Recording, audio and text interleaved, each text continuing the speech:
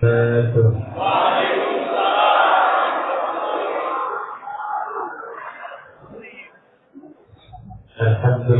Rabbil Alamin ala kulli syai'in 'azim wassalatu wassalamu ala Rasulillahil Karim Sayyidina Muhammadin al-Amin wa ala alihi wa sahbihi wa dhurriyyatihi wa ummatihi ila yaumiddin wa ba'd. فيا أحباب الله وأحباب رسوله صلى الله عليه وسلم أوصي نفسي وإياكم بتقوى الله فقد فاز المتقون فلا تموتن إلا وأنتم مسلمون.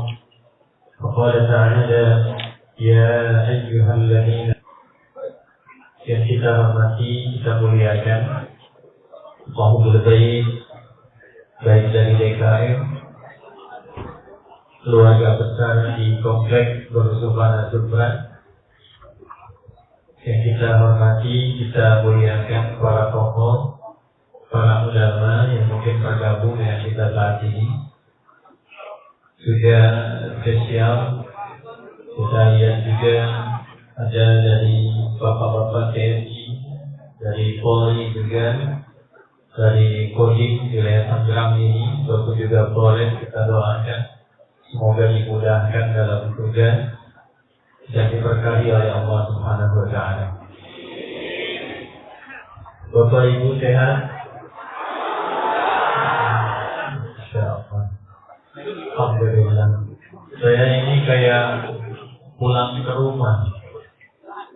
Karena dulu waktu kecil itu tempat saya bermain itu di wilayah Pakulonan di Tangerang, yang sekarang jadi Alam Sutra. Jadi saya cukup hafal wilayah-wilayah itu. Dulu masih tanah merah, ada Pusik, Lantas, sebelahnya tembus ke Bintaro, Pamulang, Ciputat. Angkot hijau masih keserpong nggak? Masih ya. Terus yang bis besar itu ada Alifi ya. Kemudian keluar sana ada Pangindo 3T ya. Hafal saya. Saya datang ke sini yang pertama juga untuk merasakan kebahagiaan bersama dan bersyukur kita telah diberikan kenikmatan hari baru, tahun baru 1445 Hijriah. Yang kedua, saya ingin menghormati juga sosok ulama karismatik. Beliau itu istiqomah dengan kebenaran, husnudzan pada kebaikan, dan selalu mencintai murid-muridnya. Beliaulah yang juga meletakkan dan juga mengarahkan arah kiblat pertama kali untuk masjid ini, yaitu Abuya Uci Bertusi. Di tahun 2019, beliau juga yang membantu meletakkan dan mengarahkan arah kiblat masjid Bersubhana Subran. Beliau orang soleh Bu, ayahnya juga ulama, ya, ayahnya ulama. Jadi berguru kepada ayahnya terlebih dahulu, ya, Buya Mukayyarobi. Kemudian juga punya guru dari Caringin Cikoka kalau saya tidak salah itu. Ya, Abu Yusuf bin Sa'id. Caringin itu di Banten setidaknya ada dua, dan dua-duanya itu kaya dengan ulama. Ada Caringin yang di wilayah masuk Pandeglang sekarang, ya, Labuan Carita itu ada Caringin di situ. Dulu Banten dibagi 3 bagian. Masanya Pandar Kapelan itu dibagi 3. Ada Banten Selatan, Banten Utara, Banten Timur. Ya, nanti dibaginya wilayah Mekah, kemudian Serang, satu lagi Caringin. Yang kelak di masyarakat ditambah 4 dengan Pandeglang. Nah, Caringin yang disokkan itu di sini. Ada Abu Yusuf bin Sa'id. Caringin yang di Labuan, di sana ada juga ulama besar. Namanya Kiai Haji Asnawi. Nah, Kiai Asnawi itu juga kiai besar. Ya. Kemudian itu muridnya Syekh Nawawi Al-Bantani. saat di Mekah punya dua kawan dekat. Kawan dekatnya yang satu Syekh Muhammad Hashim bin Asy'ari yang mendirikan Nahdlatul Ulama 31 Januari 1926. Yang keduanya Syekh Muhammad Darwish yang kelak dikenal dengan Kiai Haji Ahmad Dahlan. Dia mendirikan Muhammadiyah 18 November 1912. Dan itu dua-duanya juga jalurnya masuk ke keturunan Nabi Sallallahu Alaihi Wasallam. Kiai Haji Ahmad Dahlan bin Kiai Haji Abu Bakar bin Kiai Ilyas bin Kiai Sulaiman bin Demang Jurang Juru Kapindo bin Demang Jurang Juru Kapitan bin Kiai Gergot. Gerbong 1, gerbong 2 masuk ke atasnya Ahmad Jumadil Kubra. Ahmad Jumadil Kubra sekarang makam beliaunya ada di Semarang. Kalau arah Baitul Agung ke Demak, kirinya itu ada masjid warna hijau, atasnya itu ada kubah emas. Itu Ahmad Jumadil Kubra. Yang punya kerja Al-Makhan. Di Al-Makhan yang punya Ali Zainal Abidin. Ali Zainal Abidin anaknya siapa? Al-Husain. Al-Husain adiknya Al-Hasan.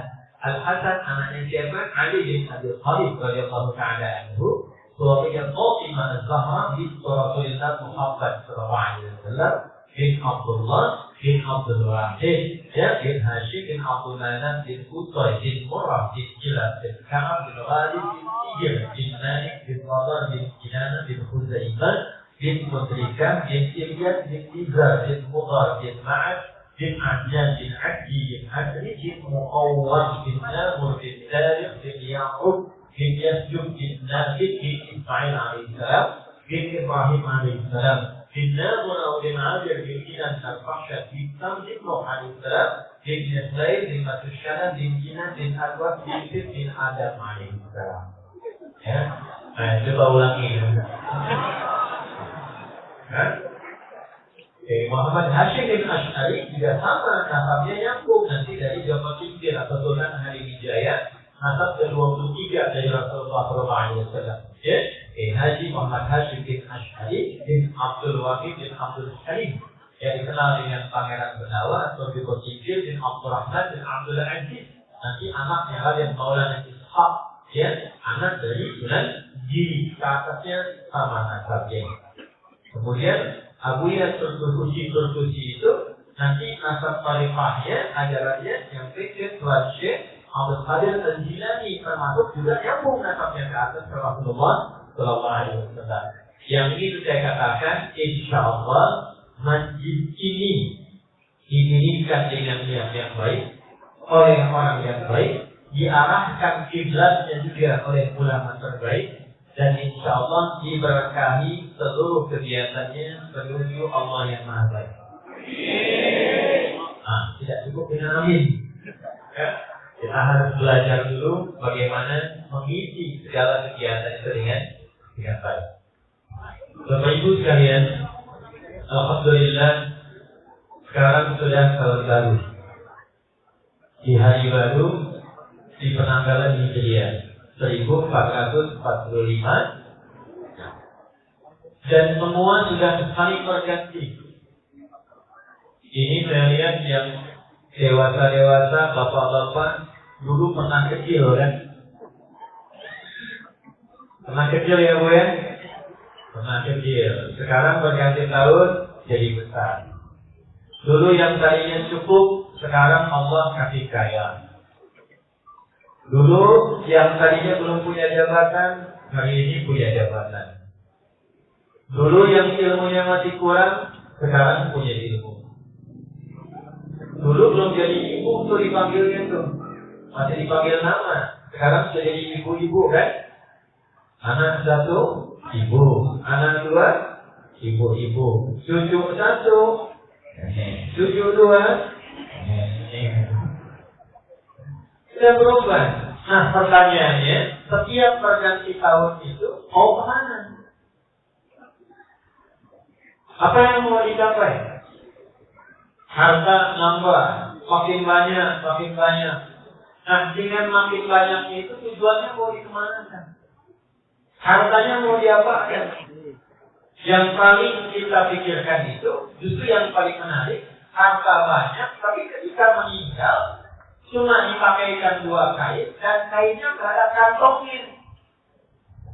Coba cek itu, ya. Sekaya-kayanya kalau orang beriman itu kalau meninggal dikuburkannya pakai kain apa? Kain kafan. Saya mau tanya, kain kafan ada kantongnya nggak? Nggak. Lalu mengumpulkan uang sampai banyak itu mau dipakai apa? Dan tempat yang luas itu ketika masuk ke alam yang baru, ternyata kok dari luar itu gak banyak-banyak, gak mewah-mewah, gak luas-luas. Saya lihat paling panjang 2 kali 3 ya Pak ya. Ya? Coba lihat. Ibu juga sama, mau kemana hidupnya? Dan perempuan itu paling menarik. Tunggu dipukul-pukul meninggal juga. Kainnya tambah 1, 3 lapis kainnya kerudung. Bedanya kain kafan laki-laki dengan perempuan tambah kerudung pakai jilbab. Makanya kalau ada yang hidupnya tidak pakai jilbab, meninggal jadi pakai jilbab, itu nanti bikin malaikat pusing itu. Malaikat hidupnya tidak pakai kerudung, meninggal dipakai kerudung. Nah pertanyaannya hidup itu mau dibawa ke mana? Mau dipakai apa? Nah inilah yang menjadikan tema kita penting. Karena setiap kali kita bertemu dengan hari yang baru, di tahun yang baru, Nabi SAW melalui para sahabat-sahabat beliau sudah mengingatkan pesan yang menjadi pilihan bagi setiap umat Islam. Saat datang tahun yang baru itu ada perubahan-perubahan, ada bimbingan-bimbingan yang memberikan kesadaran pada umat Islam apapun statusnya agar mempersiapkan diri sebelum kembali pulang menghadap Allah Subhanahu wa Ta'ala. Nah, materi itulah yang insya Allah akan kita turunkan di pagi ini. Mudah-mudahan membimbing kita masuk tahun baru menjadi muslim yang lebih baik, menjadi muslim yang lebih berkah, dan insya Allah wafat dalam keadaan husnul khatimah. Di sini materi kita akan dimulai. Yang tadi mukadimah ya. Ini baru kita mulai. Bismillahirrahmanirrahim. Bapak dan Ibu sekalian, ada yang unik di dalam penanggalan dan penetapan kalender Islam. Saya ulang ya. Ada yang unik dalam penetapan penanggalan dan kalender Islam. Dan menariknya, yang menetapkan itu bukan sekedar ulama, bukan sekedar sahabat, tapi yang mengusulkan adalah keponakannya dan menantu Nabi SAW, yang menetapkannya sahabat dan perempuan Nabi SAW. Jadi kalau standar ulama biasa saja, itu kalau menetapkan sesuatu pasti punya arti. Apalagi yang mengusulkan yang menantu keponakan Nabi, plus yang menetapkannya mertua dan sahabat Nabi. Saya ambil contoh begini deh. Kenal Imam Al-Bukhari gak? Ya kenal di mana Bu? Cuma di kompleks ini ada yang kenal Imam Bukhari itu. Imam Al-Bukhari itu punya kitab masyhur, populer, berisi 97 topik, kurang lebih 7.000 hadis. Apa nama kitabnya? Wallahu a'lam ya. Bagus ya. Saya baru dengar ada nama kitab hadis wallahu a'lam. Nama kitabnya Al-Jami' As-Sahih Al-Musnad Al-Mukhtasar min Umuri Rasulillah sallallahu alaihi wasallam wa sunanihi wa ayyamihi. Saya ulangi. Al-Jami' As-Sahih Al-Musnad Al-Mukhtasar min Umuri Rasulillah sallallahu alaihi wasallam wa sunanihi wa ayyamihi. Coba ulangi. Karena panjang disingkatlah jadi Sahih Al-Bukhari. Nah itu disebut namanya Jami'. Kitab hadis itu ada 4, ada Jami', ada Musnad, ada Sunan, ada Mu'jam.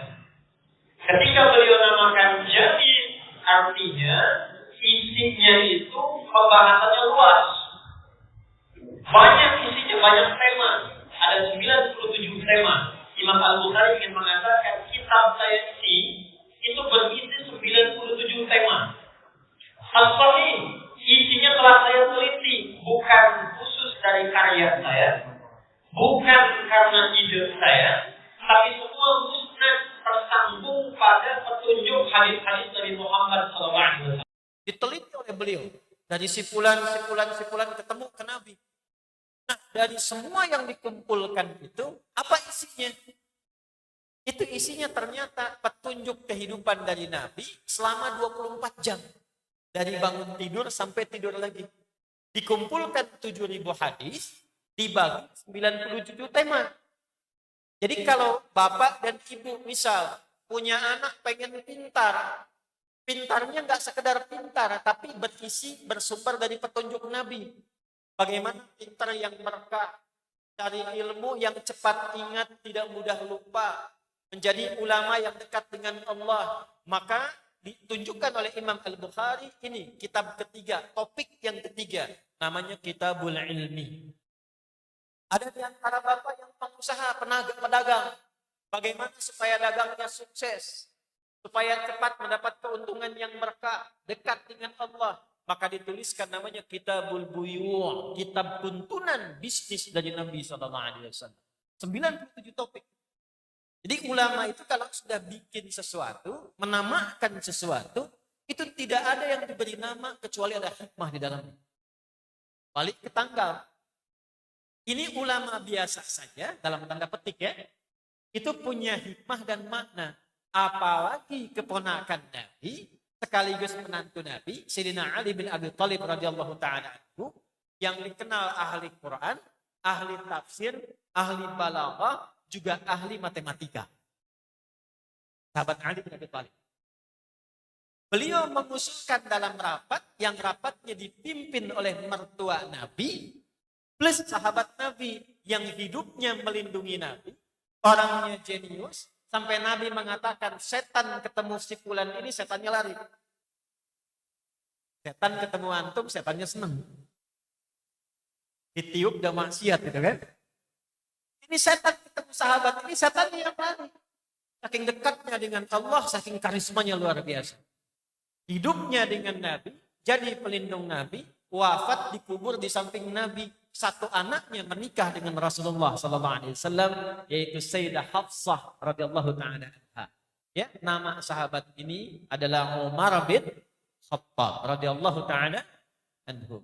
Rapat Umar mengumpulkan para sahabat, kemudian menanyakan pada para sahabat, setelah ini Islamnya makin berkembang, masyarakatnya makin baik, makin bagus, kita harus jaga kebaikan ini setiap waktu, setiap saat.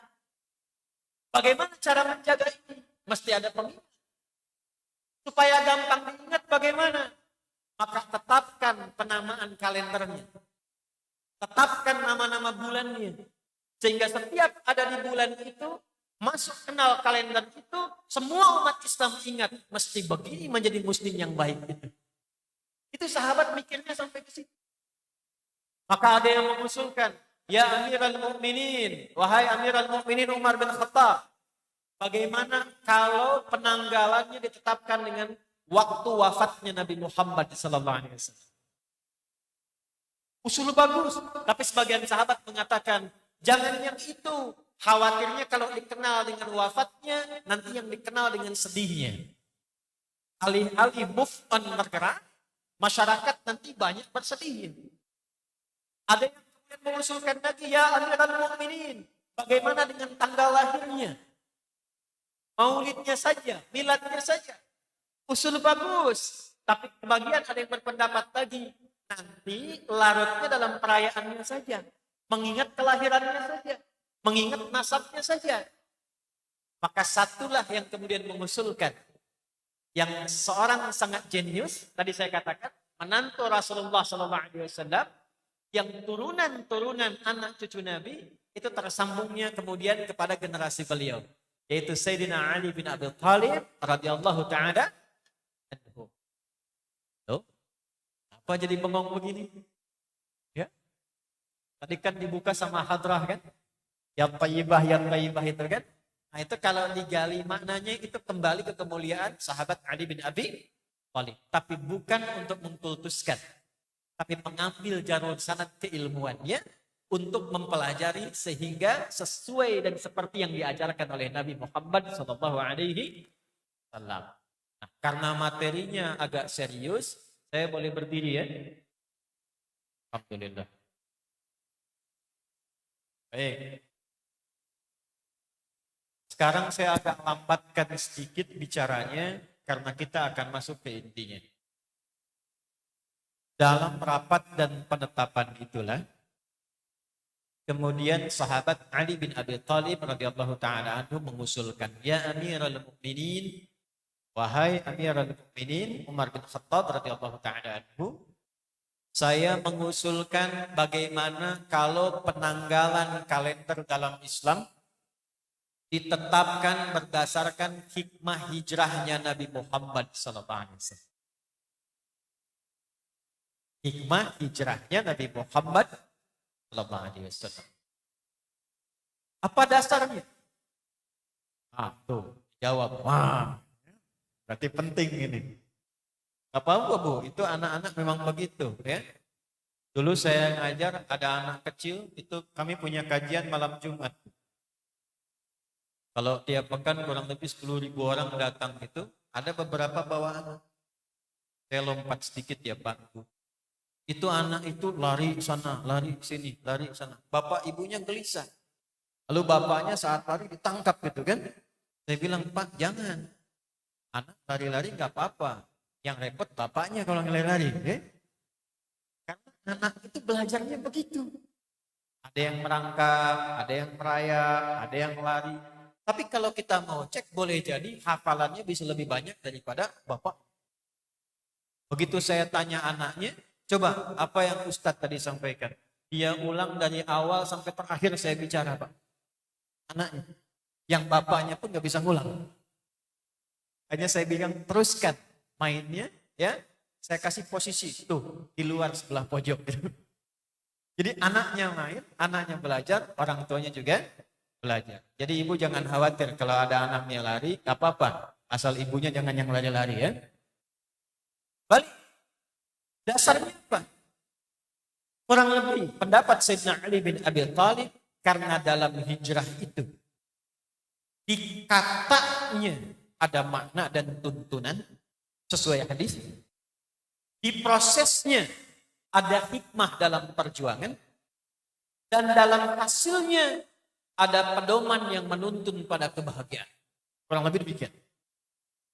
Maka Masya Allah, diterimalah usulan ide berlian ini, maka ditetapkanlah sejak saat itu tanggal bagi umat Islam penanggalannya didasarkan pada hijrahnya Nabi Shallallahu Alaihi Wasallam.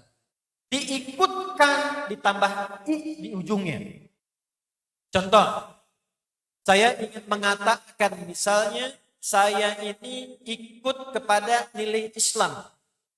Maka ditambahkan i di ujungnya, Islam menjadi Islami. Negara kita tercinta Indonesia. Saya orang Indonesia, ikut aturan di Indonesia, tinggal di Indonesia, KTP Indonesia, tambah i di ujungnya, Andunisi. Orang Malaysia, Malizi. Orang Prancis, Faransi. Orang Amerika, Riki. Kalau orang yang punya bekas-bekas, Bekasi. Itu tidak ya. Balik. Hijrah ingin ikut pada makna itu, ditambah hijri. Tapi kalau kita ingin ikuti sifat-sifat yang tadi, ingin bahagia, ingin berjuang, ingin ikut hikmah Nabi dalam berhijrah, tambahkan tak di ujungnya setelah ya. Hijratun tambah ya hijri tambah tak hijriyah. Dari situlah muncul apa yang disebut namanya dengan hijriyah. Saya tulis dulu ya biar nggak lupa nih. Ini maaf, Ibu, Bu, kelihatan nggak ini? Ya bagus, karena belum saya tulis ya. Ntar kalau saya tulis baru kelihatan ya. Berarti Ibu normal. Nah, ini hijrah. Hijrah, campur aja. Ini. Kelihatan? Ini baru sifat. Belum jadi tanggal. Jadi sebetulnya kalau kita mau sebutkan tanggal, tahun berapa sekarang? 1445 Hijrah. Itu belum sempurna. Karena itu baru keadaan, baru sifat. Kalau disebutkan hijrah, itu baru keadaan Nabi yang hijrah dari Mekah kemana? Ke Yathrib yang kelak jadi Al-Madinah Al-Munawwarah. Tapi saat ditetapkan, kalimatnya bukan hijrahnya yang dipakai. Dimasukkan ya-nya plus ya. Fungsinya nisbah. Nisbah itu untuk diikutkan. Supaya umat Islam saat menyebutkan tanggalnya, menyebutkan namanya, bukan sekedar nama. Kalau sekedar nama, itu cuma hanya ingin tahu waktu. Tapi kalau kita ingin ikuti hikmahnya, sifatnya, maka dimasukkan ya setelah kata hijrah itu. Iya-nya masuk, nggak mungkin ketemu tak marbutah. Maka dikedepankan ya-nya sebelum tak, sini. Dipertahankan taknya sebagai sifat. Dari kata hijrah menjadi hijriyah. Dari kata hijrah menjadi apa? Hijriyah. Hijrahnya peristiwanya, iyanya sifat untuk mengikuti, ikut, taknya menunjukkan sifat-sifat keutamaan yang ada dalam proses hijrah itu. Jadi begitu disebutkan 1445 Hijriyah. Maksudnya dari sejak peristiwa itu dengan semua sifat kemuliaannya sudah berlangsung selama kurang lebih 15 abad. Bapak Ibu sudah dapat apa? Apa yang bisa dipelajari dari sini? Apa yang bisa dipraktekkan? Kalau mau ditarik lagi misalnya, saya dari hidup sampai dengan sekarang, usia 40 tahun, sudah mengalami 40 dari tahun Hijriyah, misal. Dari 40 tahun itu sudah hijrah belum? Sudah membawa sifat hijrah belum? Jangan-jangan hidupnya merasa nyaman, wafatnya pengen husnul khatimah, tapi hijrahnya belum praktekkan. Yang paling hebat surganya pengen Firdaus lagi. Coba saya tanya, siapa yang saat meninggal nanti pengen husnul khatimah? Saya. Siapa yang di surganya pengen bersama Nabi?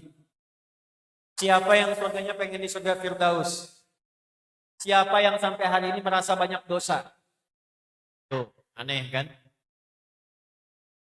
Banyak dosa, pengen ke Firdaus, pengen bersama Nabi. Tuh. Ya, tapi itulah kita. Dan disitulah indahnya Allah akan memberikan petunjuk melalui Rasulullah Sallallahu Alaihi Wasallam. Nah, ini yang akan kita bahas. Saya mau cerita dulu. Setelah cerita itu, baru kita turunkan apa hikmahnya, apa manfaatnya, dan apa nilainya. Itu yang nanti kita bawa setelah meninggalkan masjid ini. Dipulang ke rumah, kita sudah punya pedoman. Saya tidak mau Anda datang, duduk, menikmati snack, dengar, rekam, pulang. Dan gak dapat apa-apa. Jelas? Baik, itu yang kita inginkan. Yuk, saya mau cerita sebentar. Pernah dengar sahabat namanya Abdurrahman bin Auf? Hah? Kaya tidak? Kaya tidak? Sudah salah. Ini selama ini informasi yang kita salah dengar. Bukan kita. Yang Anda salah dengar. Abdurrahman bin Auf itu sahabat yang soleh, tapi tidak kaya. Salah kalau mendengar beliau kaya. Beliau itu sahabat yang soleh, yang kebangetan kayanya. Ada kaya banget, kebangetan. Kalau Elon Musk, yang sekarang kaya, itu baru kaya. Bill Gates, itu baru kaya. Jeff Bezos yang punya Amazon, itu baru kaya. Karena hartanya paling banyak 3.000 triliun. Abdurrahman bin Auf itu kalau dikonversi sekarang, saya kemarin disertasi yang dapat honoris causa itu diantaranya menganalisis kekayaan sahabat. Abdurrahman bin Auf itu kalau dikonversi hartanya ke sekarang ini, itu setidaknya 72.000 triliun. Kebangetan kayanya itu sahabat. Kebangetan. Punya kapak, kapaknya terbuat dari emas. Elon Musk yang punya Tesla itu belum tentu punya kapak itu. Abdurrahman bin Auf kapaknya terbuat dari apa? Tapi yang paling menarik, beliau itu sedekahnya gak nanggung. Gak nanggung. Jadi memang kayaknya kaya betulan. Satu kali 600 kafilah dagangnya. 600 itu di atas unta yang besar-besar. Isinya berlian semua. Berlian, emas, perak gitu ya. Logam mulia semua. Itu kalau sekarang lah 600 truk. Ada 600 truk. Setiap truk itu isinya ada emas, ada berlian, ada perak, ada mutiara. Kemudian konvoi ke Madinah. Sepeninggal Nabi. Ketiba heboh Madinah. Terdengar ke Sayyidah Aisyah radhiyallahu ta'ala anha. Kata Sayyidah Aisyah langsung komen. Beliau kan istri Nabi ya Bu ya. Itu begitu beliau komen, kata beliau, saya mendengar dari Nabi SAW atau kama qalat, Abdurrahman bin Auf itu masuk surganya dengan merangkak. Maksudnya agak lambat tuh. Ini bahasa kiasan, saking banyak hartanya dihisap tuh, ya kan? Itu kalau sahabiyah apalagi istri Nabi komen, maka kaidahnya beliau komen, Abdurrahman bin Auf langsung like, share. Langsung di like, kemudian apa? Share. Begitu dengar, beliau like itu komen itu. Wah benar nih, langsung di share. Apa yang di share? 600 tadi, 600 truk kafilah unta yang isinya emas, mutiara, perak, berlian tadi. Itu beliau sampaikan, saya sedekahkan semua barang dagangan yang baru tiba itu untuk perjuangan dalam Islam dan masyarakat Madinah yang ada di sini semua. Dan itu pekerjaan dari hasil omset yang didapatkan, sepertiganya dipakai untuk menyantuni orang-orang di Madinah yang memang tidak mendapatkan aktivitas dan pekerjaan. Sepertiga lagi disedekahkan. Sepertiga lagi dibantu untuk kas pemerintahan dalam menyalurkan kesejahteraan masyarakat pada saat itu. Jadi 100% harta yang dibutuhkan orang-orang Madinah, salah satunya disumbang oleh sahabat Abdurrahman bin. Tapi tahukah ibu dan bapak, itu terjadi setelah beliau hijrah. Itu terjadi setelah beliau apa? Hijrah. Bagaimana sebelum hijrah? Kaya, tapi sedikit kayanya. Dan menariknya saat memutuskan untuk belajar bersama Nabi dan akan bergerak hijrah, tiba kemudian dihadapkan pada dua pilihan yang tidak mudah. Kata orang-orang Quraisy yang belum kenal Islam dengan baik pada saat itu, hei Abdurrahman, kalau ingin hijrah bersama Muhammad SAW, silahkan berangkat. Kami tidak akan eksekusi. Jaraknya kurang lebih 400 kilo dari Mekah ke Madinah itu. Ditempuh dengan berjalan kaki, Bu. Tapi kami akan rampas semua hartamu. Tidak boleh bawa apapun. Silahkan engkau berangkat dengan pakaian yang melekat di badan saja. Saya tanya pada Bapak ya. Jawab dengan jujur. Dengan jujur. Bapak udah kerja, punya bisnis, punya aset, punya perusahaan. Dalam posisi Abdurrahman bin Auf. Suruh milih, silahkan hijrah ya ke tempat yang Nabi Muhammad tunjuk. Jalan kaki 400 kilo, tidak boleh bawa apapun. Harta aset semua dirampas, berangkat dengan pakaian saja. Saya tanya, pilih berangkat hijrah atau tinggal di Mekah, harta nambah? Gak usah ketawa, jawab. Jawabnya pelan banget. Tuh. Nanti kita belajar mental hijrah itu seperti apa. Karena nggak mudah. Jangan dikira untuk hijrah itu mudah. Belum tentu. Maka yang hebat, beliau memilih saya berangkat hijrah. Perhatikan, saya memilih berangkat hijrah. Ditinggal semua Pak. Berangkat dengan pakaian saja. Ya, nanti saya berikan kuncinya di akhir. Kalau itu dapat tuh kunci, apapun yang kita jalani dalam hidup itu tidak ada yang menyedihkan. Semua terasa indah dan semua membahagiakan. Apapun itu. Sampai ke titik ditawarin yang paling banyak pun itu bisa menolak. Aku kenal Bilal. Ayo bilang kenal. Ya. Itu Bilal kerjaannya kan cuma adzan kan? Allahu Akbar, Allahu Akbar. Itu sampai ada sanad sekarang. Sanad adzan nyambungnya ke Sayyidina Bilal bin Rabah ke Nabi SAW. Ada sanadnya. Itu sahabat Bilal bin Rabah sepeninggal Nabi ditawari jadi hakim agung. Diburu, dicari tempat tinggalnya. Gajinya diberikan melimpah. Tapi ketika ditawari itu, beliau gak mau. Tetap ingin memilih mempertahankan status yang telah disematkan oleh Nabi sebagai muadzinnya Nabi SAW. Gitu. Nanti saya cerita di akhir. Ini saya ingin tunjukkan dulu gambarannya. Nah, Abdurrahman bin Auf memilih hijrah. Tinggalkan semua. Yang jadi masalah, istrinya Bu. Yang jadi masalah siapa Bu? Istrinya.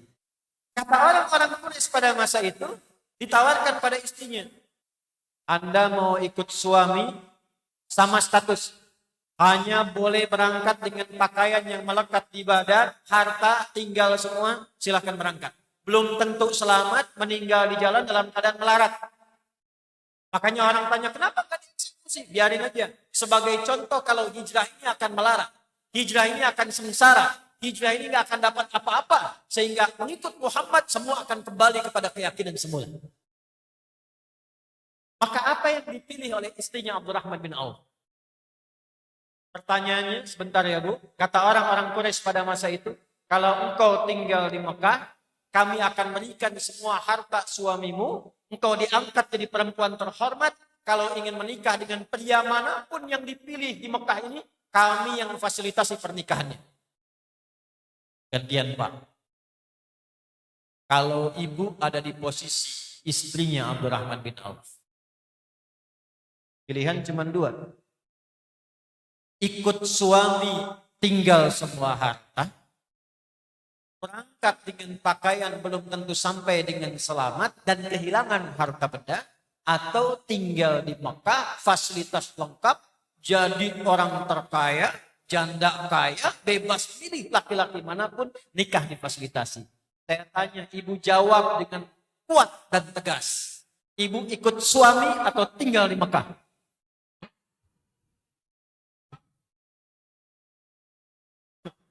Bohong. Bohong kata bapakmu.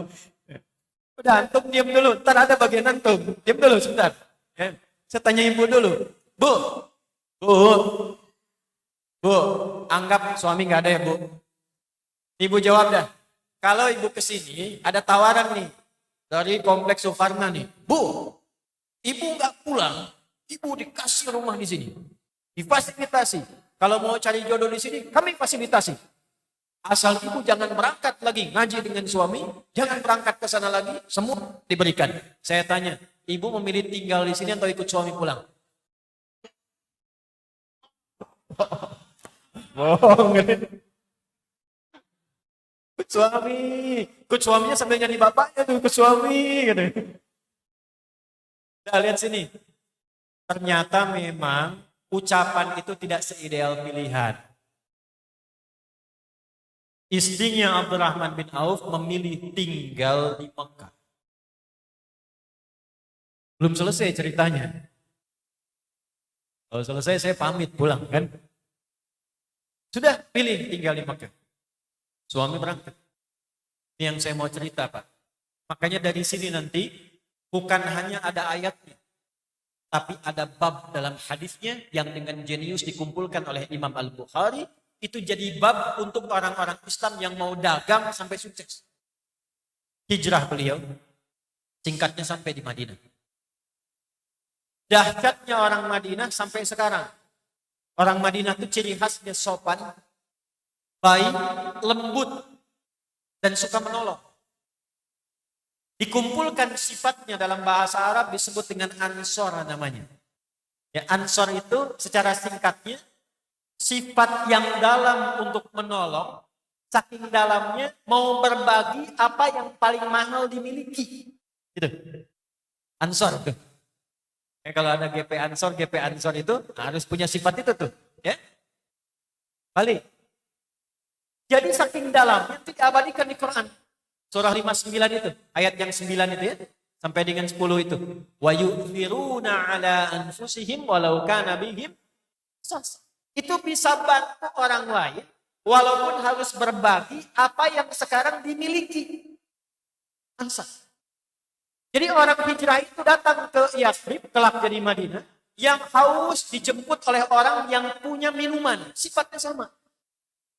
Yang lapar ditunggu oleh orang yang bawa makanan. Ini Abdurrahman bin Auf, kisah hijrah ini viral sampai ke Madinah.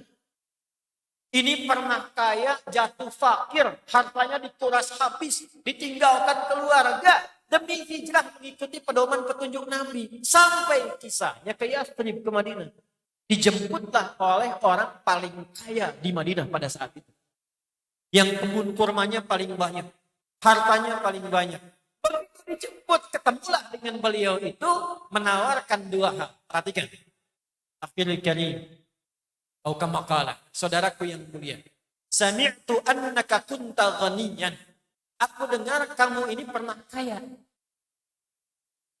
Kamu ingin kaya lagi?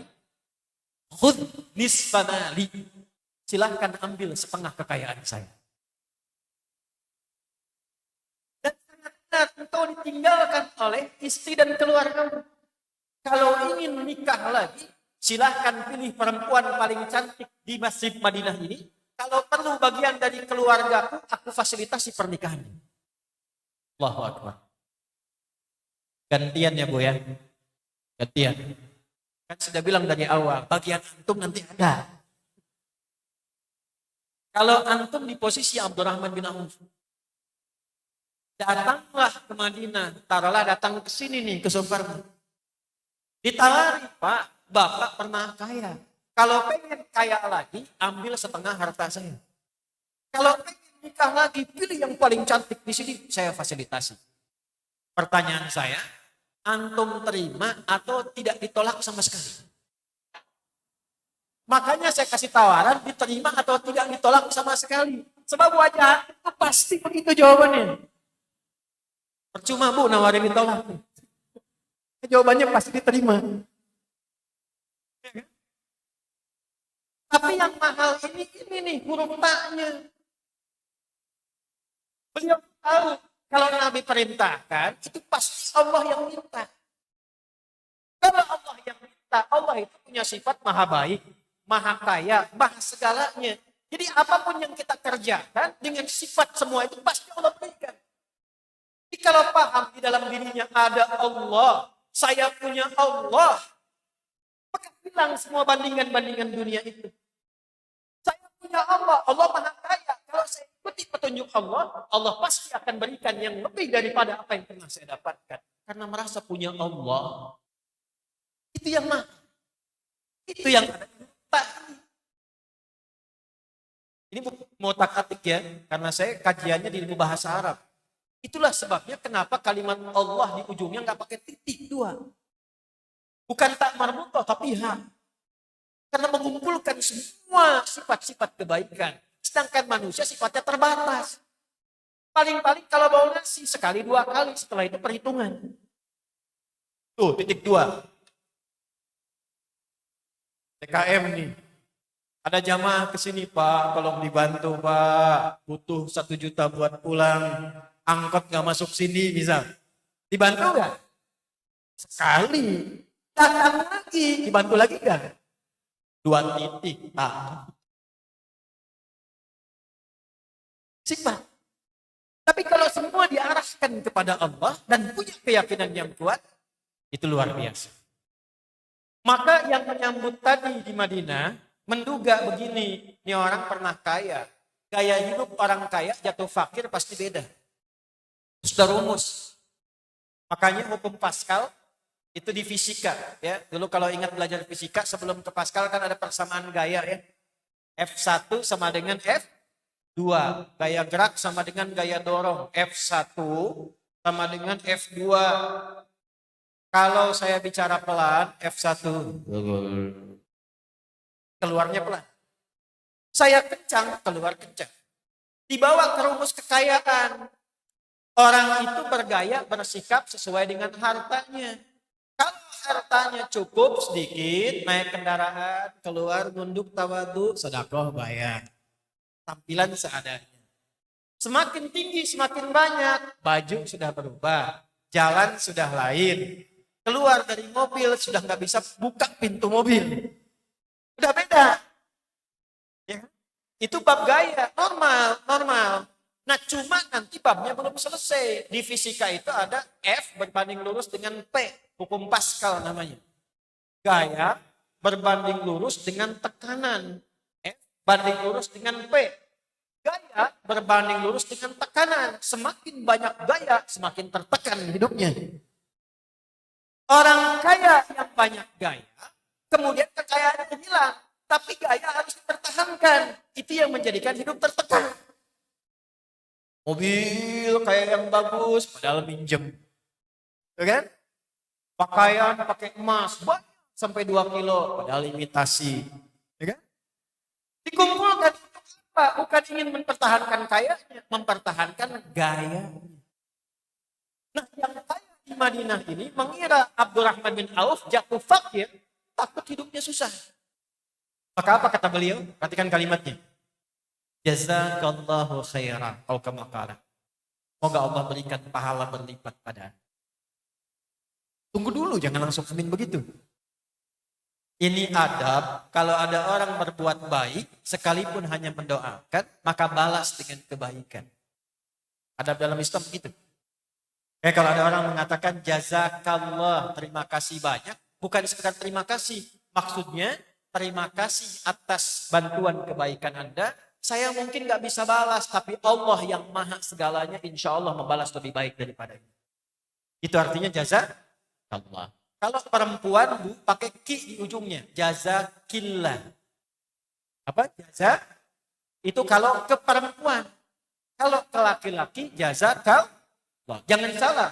Karena saya pernah pakai peci, pakai batik, kemudian pakai celana panjang, ngajar. Setelah ngajar, ibu-ibu mengatakan, Ustaz, terima kasih. Ceramahnya begitu menyentuh. Jazakillah khair. Gitu ya.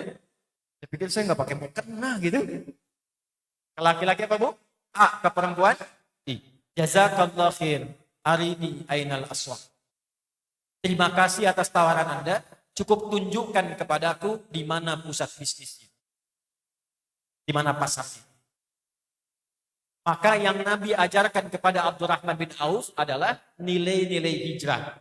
Sepanjang engkau masih punya kemampuan, jangan gantungkan nasibmu kepada manusia, tapi ikuti petunjuk yang telah Allah tetapkan untuk berusaha, dan dengan itu Allah akan limpahkan apa yang tidak terbatas dalam pandangan manusia.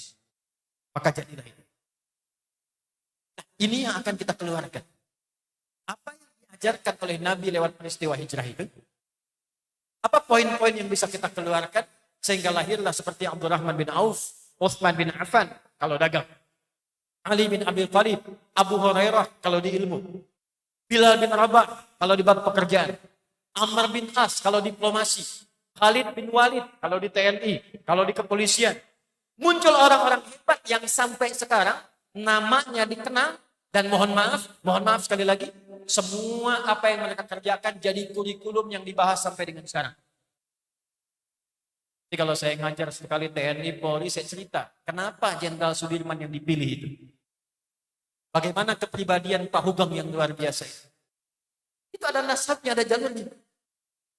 Yuk, sekarang kita turunkan dulu. Karena waktu kita terbatas, sekarang yang akan kita turunkan dari nama-nama bulannya dulu. Masya Allah. Alhamdulillah. Makasih Pak. Jazakallah khair. Kita doakan mudah-mudahan para TNI kita disehatkan oleh Allah, dikuatkan, Ya, sehingga minimal hadir lagi di kajian dan bisa membalikkan lagi. Kita doakan TNI Polri kita selalu kuat dan kompak ya. Satu, yuk kita urutkan dulu. Tahun Hijriah itu ada berapa bulan? Saya ulangi, berapa bulan? Baik, 12 ini itu sudah mengambil ketentuan pasti langsung dari Quran. Jadi kita itu tanggal aja dibimbing sama Quran. Jumlahnya 12. Quran surah 9 ayat 36 kalau mau dicatat. Quran surah 9 ayat 36. Yang lain mencoba-coba di Romawi dulu mencoba sampai 13.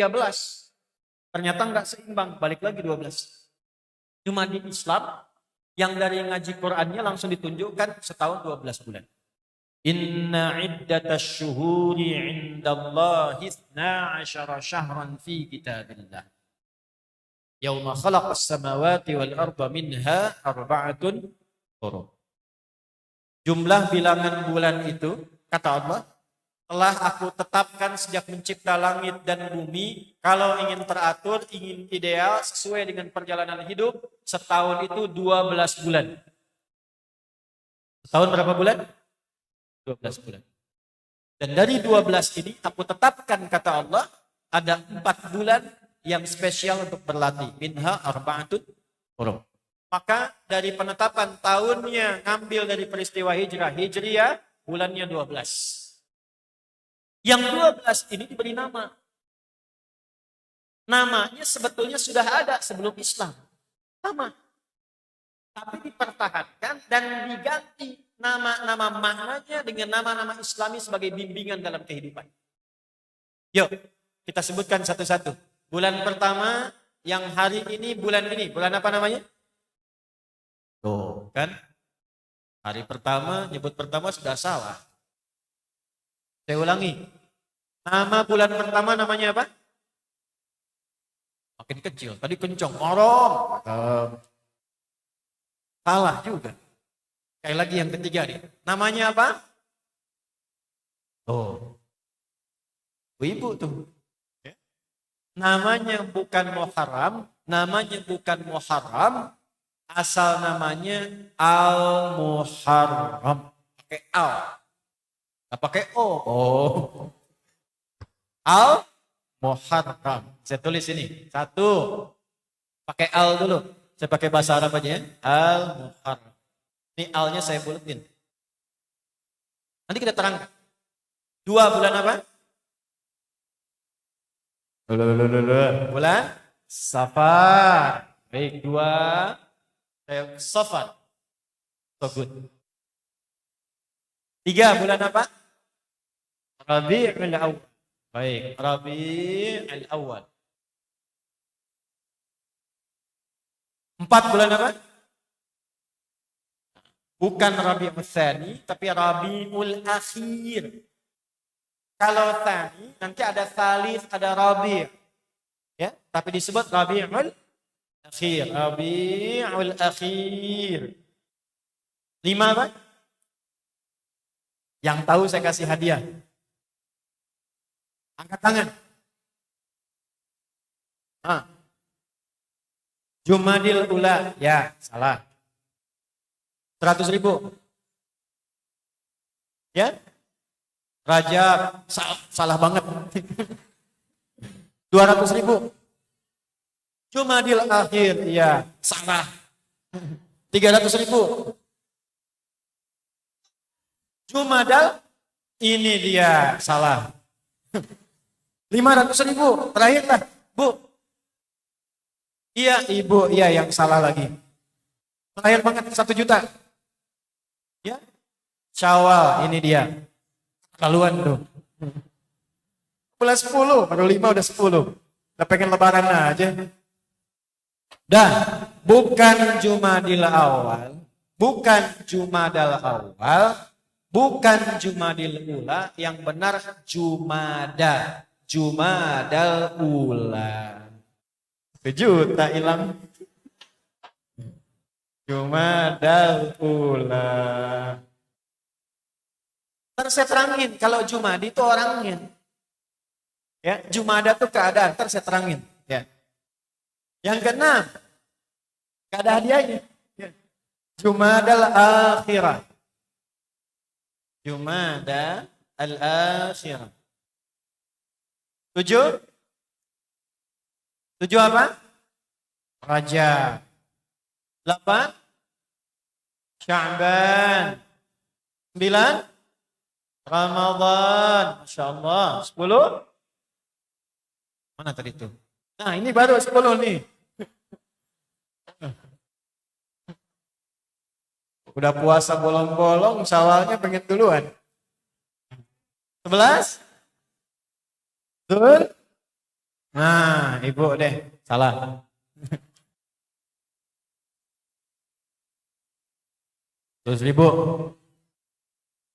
11? Ya. Salah mas. 200? Bu.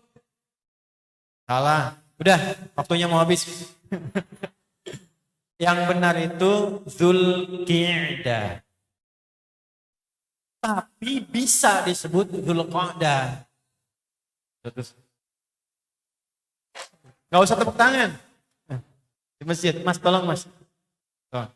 Ya, jazakallahu khair. Ambil berkahnya aja mas ya. Asalnya Dzulqa'dah. Walau bisa disebut apa? Yang paling tepat Dzulqa'dah. Kalau tadi ibu sebut Dzulqa'dah aja, 1 juta bu. Cuman gak ada yang sebut. Dzulqa'dah. 12?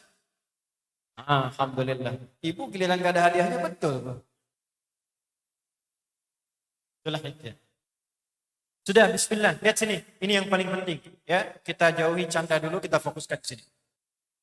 Boleh bercanda, boleh. Tapi harus ada artinya. Karena nanti silakan lihat, ada 156 hadis tentang canda Nabi. Sampai Nabi pernah kelihatan gigi bagian geraham tertawa. Tapi semua canda Nabi itu ada artinya. Tidak kosong. 1. Al-Muharram. 2. Safar. 3. Rabi'ul Awal. 4. Rabi'ul Akhir. 5. Jumadal Ula. Kemudian 6. Jumadal Akhirah. 7. Rajab. 8. Sya'ban. 9. Ramadan. 10. Syawal. 11. Dzulqa'dah. 12. Dzulhijjah. Perhatikan baik-baik. Inilah nama-nama bulan yang ditetapkan sejak rapat 15 abad yang lalu kurang lebih sampai dengan sekarang. Dan nama ini sebetulnya sudah ada di zaman sebelum Islam datang lewat risalah Nabi Muhammad SAW. Jahiliyah pun sudah kenal. Cuma ketika masuk Hijriyah, dirubah maknanya sebagai pedoman dan petunjuk untuk kehidupan umat Islam. 1, saya cepat. Al-Muharram. Ini nama bulan pertama, sekaligus bulan yang sekarang kita berada di dalamnya. Hari pertama, bulan pertama di tahun yang berganti. Bapak Ibu, ada Muharram, ada Al-Muharram, itu beda. Kalau disebutkan Muharram, tidak pakai al. Itu artinya semua yang diharamkan. Semua yang dilarang. Jelas?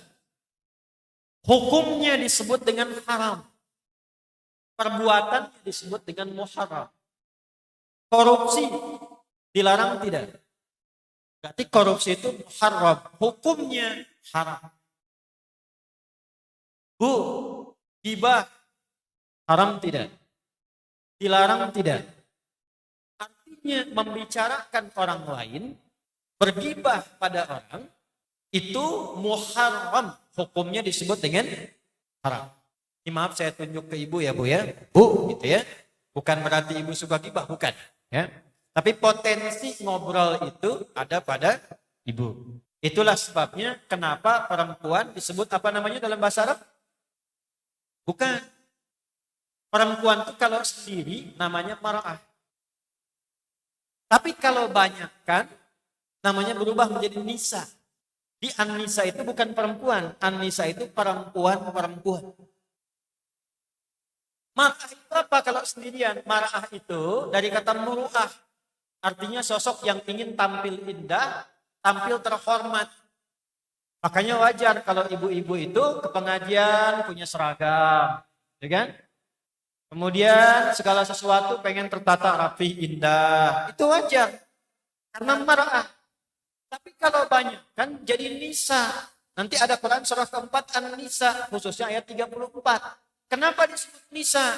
Sebab perempuan itu sependiam apapun kalau sendirian, ketemu temannya bisa ngobrol.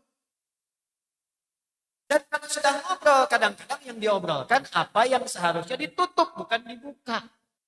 As-salihatu qanitatun hafizatun lil ghaibi bima hafizallah. Istri yang salihah itu diantara cirinya taat kepada Allah dengan cara menaati suami pada yang baik. Dan jangan membuka aib suami atau keadaan rumah tangga keluar. Tutup. Karena Allah sudah tutup. Cuma kadang-kadang ada momennya kebuka. Memang pengajian. Ibu ketemu teman. Pertanyaan pertama. Apa kabar? Baik. Alhamdulillah. Ya. Sehat. Suami bagaimana? Di situ masalahnya. Nah. Keluar. Sekarang gak ada pengajian. Dituliskannya di status. Instagram, Facebook, engkau tidak seperti yang aku kira. Hah? Tunggu komennya Bu ya. Tolong aminkan ya, aminkan di Facebook. Balik sini, ya. Itu muharram. Kalau kita ingin merubah pada bentuk sikap, saya ingin mulai meninggalkan semua yang dilarang oleh Allah dan Rasulnya. Maka tambahkan kata muharram itu dengan al di depannya. Maka berubahlah dengan nama al-muharram. Kenapa bulan pertama di tahun Hijriyah itu dari sifat-sifat orang hijrah itu dinamakan dengan al-muharram, seakan memberikan kesan pada orang Islam. Setiap masuk tahun baru itu coba evaluasi. Sudah berapa lama hidup? Berapa tahun berkehidupan? Dan sekian tahun hidup itu berapa kegiatan haram yang dilakukan? Gak usah jauh-jauh dulu. Ini mata nih. Mata. Apa fungsinya mata itu? Bukan. Kan sekedar melihat. Hewan melihat. Kambing melihat. Ayam melihat. Tuh di luar. Ayam lihat antum lari. Karena ayam lihat. Orang lihat bu. Tajamnya penglihatan elang itu anak ayam dari udara kelihatan. Ibu naik pesawat Garuda, anak sendiri nggak kelihatan di bawah. Elang lihat, tapi mata elang nggak dihisap karena untuk sekedar melihat saja. Bagi orang Islam, apalagi yang beriman, ternyata kata Quran matanya bukan sekedar lihat, tapi hanya boleh melihat untuk yang baik-baik saja. Allah berikan cahaya lewat imannya menuju matanya. Quran surah ke-24 surah Cahaya ayat 30 untuk laki-laki, 31 untuk perempuan. Qul lil mu'minina yaghuddu min absarihim. Katakan pada pria-pria yang merasa punya iman, orang Islam yang merasa punya iman, matanya hanya boleh digunakan untuk melihat yang baik saja. Wa qul lil mu'minati ayat 31. Dan katakan pada perempuan-perempuan yang merasa punya iman, yaghuddna min absarihinna. Pandangannya hanya melihat yang baik saja. Jadi kalau kita merasa punya iman, nanti iman ini akan membimbing yang baik lihat, yang tak baik jangan lihat. Itu fungsinya. Nah sampai sekarang kita hidup, maaf berapa banyak mata ini digunakan untuk memandang yang kurang baik. Ini baru mata. Dan dari asbab mata ini ketika memandang yang kurang baik, nafsu aktif. Kebanyakan dipandang, nafsunya aktif. Memandang yang salah, maksiat turun. Itulah sebabnya kenapa muncul hukum haram memandang yang tidak baik untuk menjaga kita selalu dalam keadaan yang baik. Itulah sebabnya hukumnya disebut haram. Haram itu dari kata hurma. Hurma itu diambil ke dalam bahasa Indonesia menjadi hormat. Apa artinya hormat? Hormat itu terjaga dalam kebaikan. Makanya yang kita hormati ada nilai kebaikan di dalamnya. Kenapa bendera ada hormat? Karena ada nilai kebaikan perjuangan di dalamnya. Kenapa pada atasan hormat? Karena atasan diharapkan membimbing baik-baik pada bawahannya. Itulah hormat. Kenapa Allah turunkan hukum haram? Menjaga kehormatan hambanya. Sebab kalau salah, kehormatannya runtuh. Salah pandang, berbuat maksiat, hilang kehormatan. Tuh, maaf ya, ini keluar dari masjid. Kenapa ada yang tertukar sendal? Karena asalnya ada yang salah lihat. Cuman problemnya diliatin aja tuh. Nafsu aktif. Kayaknya bagus tuh. Itu. Dari sana. Bu. Ya. Kenapa di rumah tangga itu ada suami yang kemudian meninggalkan istrinya? Karena salah lihat. Bu ya. Alih-alih ibu yang dilihat istri orang. Ibu juga begitu hati itu. Bukan status suami sendiri, status suami orang yang diperhatikan. Salah. Asalnya penglihatan. Turun ke lisan. Dari mata turun ke?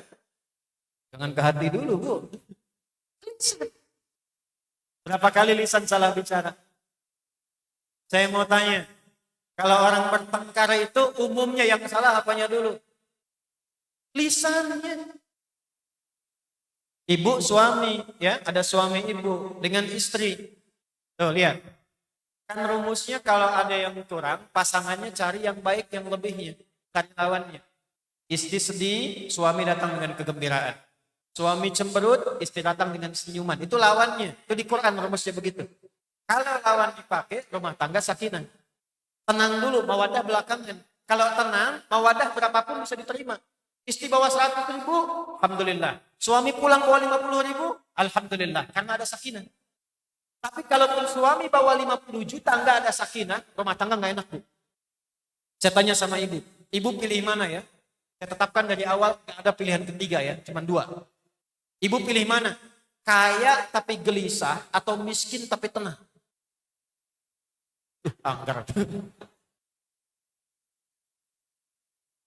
Tuh. Suami pulang, tiap bulan bawa 100 juta, tapi gak pernah tenang, Bu. Atau suami pulang sebulan 100.000, ibu tenang dan bahagia. Ini mana?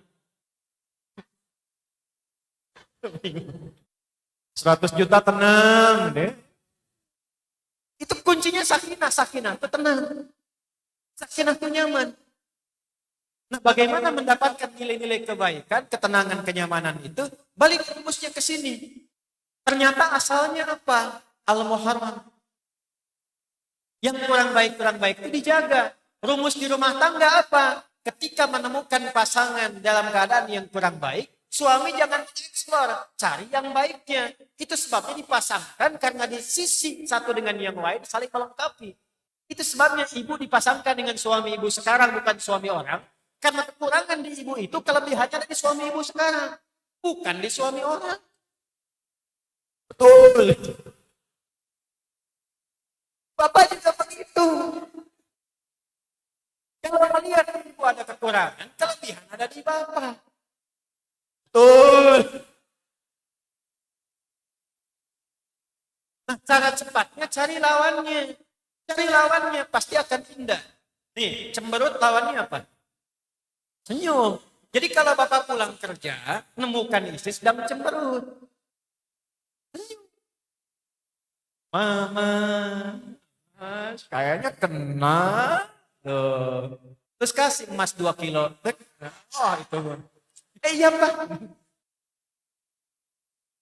Suami pulang, kamu istri cemberut. Kenapa kamu? Emang kenapa? Tuh. Asalnya lisan. Itulah sebabnya kenapa berkata yang kotor diharamkan. Kenapa mencela diharamkan. Kenapa berselisih diharamkan? Supaya menjaga kehormatan. Antum punya tetangga, tapi lisannya kotor. Nggak tenang hidup di komplek. Lisan berkata yang baik, tenang. Dan babnya itu indah. Tidak hanya disifati intermuslim. Bahkan dengan non-muslim pun itu dipakai. Itulah indahnya Islam. Dan iman dipertaruhkan.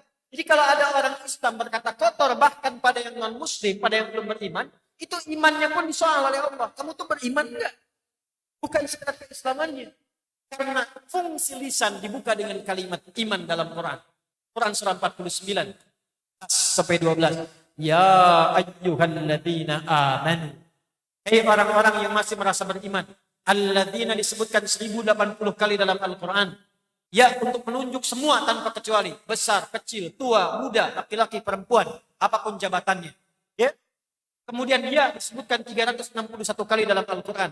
Panggilan untuk jarak yang menengah, yang dekat dan yang jauh. Ayyuha disebutkan 150 kali dalam Al-Quran. Ayyuhnya fungsinya menguatkan munada, haknya mengingatkan. Kata Allah, hei sepanjang kamu beriman, laki-laki, perempuan, besar, kecil, apapun statusmu, status orang yang dekat dengan Allah, menengah ataupun jauh, hebat sosialnya, pangkatnya tinggi, sepanjang beriman, jaga lisan, katakan yang baik-baik. Termasuk dengan yang belum beriman. Itu Nabi itu diperintah oleh Allah. Jadi kalau lisan dipakai dengan yang baik-baik, muncul hukum haram untuk mencela, haram untuk berselisih, apalagi mohon maaf untuk melukai orang lain. Jadi ketika seseorang berkata kotor saja, itu imannya rendah di hadapan Allah. Rendah. Sekarang saya perhatikan kok mudah sekali mencela. Yang paling berbahaya itu yang paling saya khawatirkan dari kaidah hadis Nabi. Ada orang kelihatan rajin sholat, rajin puasa, bahkan rajin ngaji. Kok bisa rajin bertengkar? Itu yang ngaji itu dibahasnya apa itu? Hah? Apa yang dibahas dalam ngajinya? Kok bisa setelah ngaji? Di Quran itu kan melarang mencela. Kok bisa habis ngaji mencela orang? Gak paham saya. Di hadis itu, dulu jahiliyah itu jelek orangnya. Khatam semua. Zina, khatam Pak. Segala jenis zina, khatam.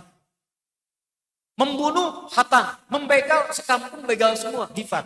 Masuk Islam, jadi baik semua. Ini ada orang ngaku muslim, ngaji Qurannya sama. Nabinya sama. Hadis yang dibahas sama. Kok bisa setelah ngaji jadi mencela? Sampai Nabi pernah mengingatkan, di hari kiamat itu ada orang yang rajin puasanya. Ya'ti yaumal qiyamati bi sholatin, rajin sholat. Wasyamin, rajin puasa. Wazakatin, rajin zakat. Tapi sayang, wa ya'ti qad syatama hadza. Ada orang kelihatan rajin sholat, tapi kok senang mencela orang. Gak tanggung-tanggung pulang sholat, imamnya yang dibicarakan. Kadang sekarang mau sholat aja, imamnya dilihat. Siapa imamnya tuh? Halo? Ya. Kemudian apa lagi? Yang puncaknya apa? Ya'ti pada hadza. Dia datang juga dengan dosa mencela orang lain. Kemudian wa daraba hadza, senang berselisih. Puncaknya wasafaka dam hadza. Ada yang menumpahkan darah dan menyebutkan nama Allah di dalamnya. Akan tiba satu masa, ini syarat Nabi. Tiba satu masa tembak orang, Allahu Akbar. Bom orang, Allahu Akbar. Hati-hati, kalau ada aliran-aliran atau ajakan demikian cepat hindari. Karena terancam melalui hadis Nabi SAW bisa masuk ke dalam neraka dengan ajaran-ajaran yang tampak salah di permukaan. Hati-hati ya Pak ya, Bu ya. Hati-hati dan kita bermohon pada Allah semoga negeri kita dan masyarakat kita dilindungi dari yang demikian. Ya. Dulu waktu ada bom di Jalan Tamrin itu, saya sedang di Lampung Pak. Ya, teman-teman TNI Polri di Lampung. Kejadian di Jalan Tamrin, itu sedang ngaji. Ya, inna lillahi wa inna ilaihi raji'un. Kita menyesalkan, berdoa yang baik-baik. Tiba-tiba jamaah nanya, Ustaz, apakah bom di Jalan Tamrin itu termasuk jihad fi sabilillah? Sangat tanya. Saya bilang, Pak, gini ya. Sependek pengetahuan saya, jihad fi sabilillah itu jihad di jalan Allah, bukan di Jalan Tamrin. Betul Bu ya? Jihad fisabilillah itu jihad di jalan Allah, bukan di jalan. Kalau ada aliran aneh-aneh kayak begitu cepat jauhi. Karena Nabi sudah mengingatkan orang Islam itu ya pada yang belum muslim saja sikapnya baik. Apalagi sesama muslim. Jadi kalau ada yang sesama orang Islamnya ribut, mencela, saling menghina, itu dipertanyakan keimanannya dalam Tuhan. Jadi apapun pasti baik. Jadi pejabat, tidak akan korupsi. Karena ada iman dalam dirinya. Kata Nabi, la yasrikul mu'min indama yasrik fahuwa mu'min. Orang Islam itu kalau beriman, tidak akan mencuri kalau masih ada iman dalam dirinya. Sebab imannya akan mengingatkan sebelum dilakukan. Jangan kerjakan, salah. Apalagi dilakukan terus dalam sholat. Makanya kalimat iman pertama itu bersanding dengan sholat. Al-Baqarah ayat 3. Alladzina yu'minuna bil ghaibi wa yuqimunas. Kalau dipakai imannya dalam sholat, dilatih terhubung dengan Allah. Diingatkan terus, gak mungkin maksiat. Kata Nabi, selama ada iman, iman akan mengingatkan. Jangan lakukan, pasti itu. Ini Anda keluar dari masjid. Keluar, iseng-iseng ya. Coba masukkan kaki Anda ke alas kaki orang lain. Masukkan kaki ibu ke sendal orang lain, bukan sendal ibu. Tapi jangan dipakai. Jangan diteruskan, cuma dicoba aja. Jangan dipotong video saya ya. Dicoba aja. Ibu begitu pakai sendal orang, bukan sendal ibu, itu pasti dalam hatinya akan mengatakan, itu bukan sendal kamu. Pasti itu. Nah itulah iman. Kalau nggak punya iman, nanti rasanya bebas. Nggak peduli, nggak pernah hukum. Mau mencuri, mencuri. Sapi makan rumput, dia makan aspal. Bisa terjadi. Karena nggak ada iman. Tapi kalau sudah ada iman dan dia sholat, Allahu Akbar. Bupati Tangerang. Misal, ada nggak di sini? Nggak ada. Ya? Pejabat aja, pejabat misalnya. Sholat nih. Datang. Pak, ada proyek butuh tanda tangan. Fee-nya buat Bapak 10 miliar. Kalau dia sholatnya benar, dia akan katakan, jari saya ini jari tahiyat. Tidak mungkin berbuat maksiat. Jadi beriman. Pak, fee-nya tambah 100 miliar. Bentar, saya istikharah dulu. Masih untung istikharah tuh. Saya istikharah dulu. Ya. Jadi semua sifat suami beriman pasti baik, Bu. Makanya kalau di rumah itu dihidupkan nilai-nilai iman dengan amal saleh, insya Allah kehidupan samara. Polisi yang beriman, tentara beriman, rakyat beriman, itu pasti negaranya tenang, nyaman. Makanya nilai ketuhanan didahulukan sebelum ekonomi dan kekuatan militer. Falyabudu rabb hadzal bait alladzi at'amahum min ju' ekonomi wa amanahum min khauf. Kalau pengen jadi negara maju, negara kuat, kata Quran kuncinya 3. 1, ekonominya mesti tinggi, ya. Yang kedua, militernya paling kuat. Yang ketiga, menjalani ini pakai iman ketuhanan. Makanya berbahagialah tinggal di Indonesia karena dasar bernegaranya ketuhanan yang Maha Esa. Pasal 29 ayat 1, negara berdasar atas ketuhanan yang Maha Esa. Dibawa ke TNI, Sabta Marga, ada 7. Yang ketiganya apa? Kami, Satria Indonesia, yang beriman pada Tuhan yang Maha Esa, menegakkan kebenaran, kejujuran, dan keadilan. 3. Dibawa ke Undang-Undang Pendidikan, lihat Sisdiknas, Undang-Undang nomor 20 tahun 2003, di poin menimbang itu. Undang-Undang Dasar 1945 mengamanatkan pada pemerintah untuk mengusahakan satu sistem pendidikan yang meningkatkan keimanan dan ketakwaan pada Tuhan yang Maha Esa, serta akhlak mulia. Jadi di negara ini keimanan didahulukan, ketakwaan didahulukan. Nanti setelah itu datang pintar, datang tinggi jawatan. Sebab kalau pintar beriman pasti baik. Baik untuk negeri, untuk negara, untuk masyarakat. Kalau dia itu punya jabatan beriman, pasti kebijakannya akan baik. Kalau dia punya harta beriman, pasti akan berbagi. Yang celaka itu pintar, tak punya iman. Kalau mencuri, banyak sebab pintar. Halo? Nah, di bulan yang pertama, di tahun Hijriah, kita umat Islam disadarkan. Coba evaluasi diri. Sepanjang engkau muslim, engkau orang beriman, engkau berhijrah. Bagaimana cara hijrahnya? Setiap masuk di hari pertama, bulan pertama, evaluasi. Apa yang kurang baik yang pernah kita kerjakan dari ujung kepala sampai ujung kaki. Maka al-muharram, yang haram-haram itu tinggalkan. Jelas? Yang haram-haram itu apa? Tinggalkan. Itulah usia kita, sebabnya kenapa disebut dengan umur. Bapak pernah dengar, antum pernah dengar ditanya umurnya berapa sekarang? Anak umur berapa? Pernah dengar? Apa artinya umur? Umur itu asalnya bukan usia. Usia itu batas kehidupan. Itu dalam bahasa Quran, bahkan bahasa Arab disebut dengan ajal. Quran surat 7 ayat 34, walikulli ummatin ajal. Setiap umat itu punya batas waktu hidup. Fa idza jaa ajaluhum la yastakhiruna sa'atan wa la yastaqdimun. Kalau sudah tiba ajalnya, enggak bisa pengen dimajukan, enggak bisa dimundurkan. Makanya jangan pernah berpikir bunuh diri, enggak ada kerjaan. Minum obat nyamuk 1 panci, kalau belum tiba ajal enggak akan meninggal. Tiba ajalnya sudah wafat. Yang belum jelas itu ketika ajal tiba, maaf, wafatnya dalam keadaan baik atau buruk. Keadaan soleh atau salah. Itu poinnya. Itulah sebabnya kenapa jalan menjalani usia itu disebut dengan umur namanya. Di umur itu asalnya bukan usianya. Umur itu asal maknanya cara menjalani usia. Dari kata amaro yang muru. 1. Amaro itu arti yang pertama adalah sesuatu yang penuh dengan keberkahan. Berkah itu artinya ziyadatul khair, punya nilai-nilai kebaikan. Maksudnya sepanjang hidup berbuatlah yang baik-baik. Saya ulangi, sepanjang hidup berbuat yang baik. Kalau jadi anak, baik pada orang tua. Kalau jadi orang tua, rawat anak dengan baik. Usaha jadi karyawan yang baik. Bersikap dengan baik.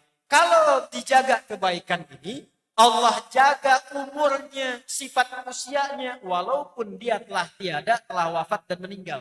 Itulah yang dimaksudkan umur itu diberikan keberkahan. Panjang umur, bukan panjang ajal. Apa yang dimaksud panjang umur? Kebaikannya abadi, walaupun orangnya sudah tidak ada. Siapa yang pernah melihat sahabat Ali bin Abi Thalib? Tidak ada. Tapi sampai sekarang kebaikannya masih dikenal. Siapa yang pernah berjumpa Umar bin Khattab? Tidak ada. Tapi kebaikannya sekarang masih dikenal. Dan hebatnya, siapa yang menjelek-jelekan Umar, menjelek-jelekan Ali, itu dibela oleh orang yang bahkan tidak mengenal. Ulama kita, silahkan cek. Ya, ulama yang baik-baik sampai dengan sekarang, dijelek-jelekan oleh seseorang. Padahal orangnya sudah tidak ada. Ada orang yang menjelek-jelekan Abuya Uci Turtusi misalnya di sini.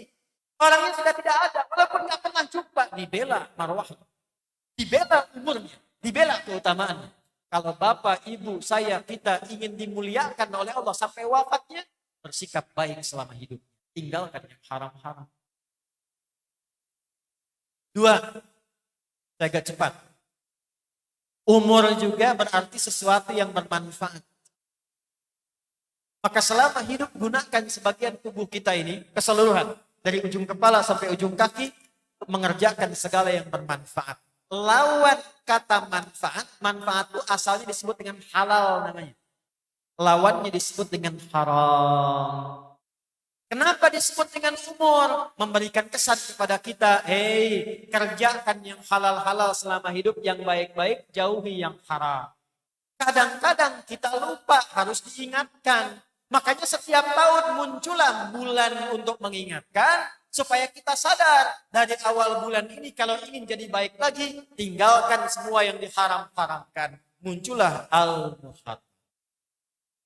Paham sampai sini? Paham. Jadi kalau ibu ditanya begini, Bu, sekarang berapa usianya? Ibu jawab, saya 50 tahun misalnya. Nah, jawaban ibu itu sejatinya pertanyaan. Dari 50 tahun itu berapa kebaikan yang telah dilakukan? Berapa hal yang haram yang pernah dikerjakan? Jangan sampai hidupnya merasa nyaman, wafatnya terancam. Itulah sebabnya ulama banyak yang mengatakan, maaf sekali, kata para ulama, kalau Anda tergerak untuk berbuat yang tidak baik, maka bayangkan seketika diwafatkan oleh Allah Subhanahu wa taala. Hati-hati nih, hati-hati. Yang mau keluar, yang pakai sendal orang, hati-hati. Ketika dipakai, bayangkan wafat seketika itu. Hati-hati, kalau Jumatan iseng-iseng mau ngambil kotak infak masjid, bayangkan wafat saat itu. Ya, hati-hati nih, ya, yang bisnis, yang jualan, yang dagang. Kalau mau curang, mau korupsi, bayangkan diwafatkan saat itu. Itu rumus ulama tuh. Kalau kita memakai rumus itu dalam kehidupan, oleh Allah dijaga dalam kebaikan. Dan kalau konsisten seperti itu, semua dijalani baik, dan insya Allah tinggal nunggu kapan dipanggil Allah. Saya punya kisah menarik nih Bu. Agak cepat aja ya. Saya 5 menit lagi berhenti. Dan di situ kita turunkan dengan cepat makna dari bulan-bulan tadi. Ini kisah nyata. Dan yang saya sampaikan hampir semua rata-rata kisah nyata. Tidak ada yang sifatnya fiktif. Di kita aja lah, di Pasar Rebo. Ada orang soleh Pak. Ini laki-laki Bu ya. Beliau sudah agak sepuh saat saya bertemu dengan beliau. Tapi Masya Allah, saya bersaksi itu orang baiknya luar biasa. Pekerjaannya Pak, ini untuk DKM nih Pak. Itu menjaga masjid. Jadi mengkhidmatkan dirinya untuk masjid.